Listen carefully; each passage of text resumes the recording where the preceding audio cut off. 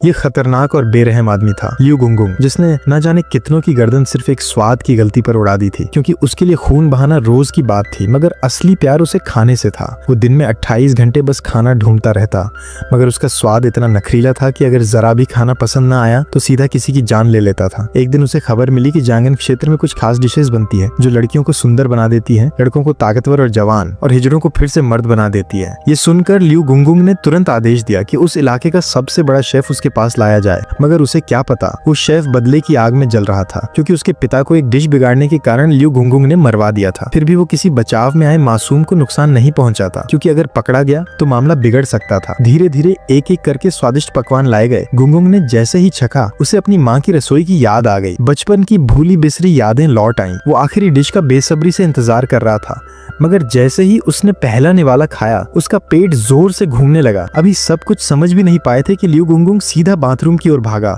मगर वहां पहुंचते ही एक बड़ा हादसा हो गया। गुंगुंग सीधा गंदे गड्ढे में गिर गया। शोर मच गया। अगर आज गुंगुंग की जान नहीं बचाई गई तो मेरी निष्ठा पर सवाल उठ जाएगा। उसे बचाओ, कोई उसे ऊपर खींचो। गुंगुंग चिल्ला रहा था, मैं मरा नहीं हूँ, मुझे खींचो बाहर, मेरे हाथ पकड़ो, मैं अब भी जिंदा हूँ। मगर जैसे ही लोग नजदीक आए, गंध और डर से सबके होश उड़ गए। हर किसी ने अपनी जान बचाने के लिए हथियार उठा लिए और सीधा हमला कर दिया, गोया वो कोई दुश्मन हो, और भेज दिया उसे सीधा उस गड्ढे में फ्री वाला खाना खाने।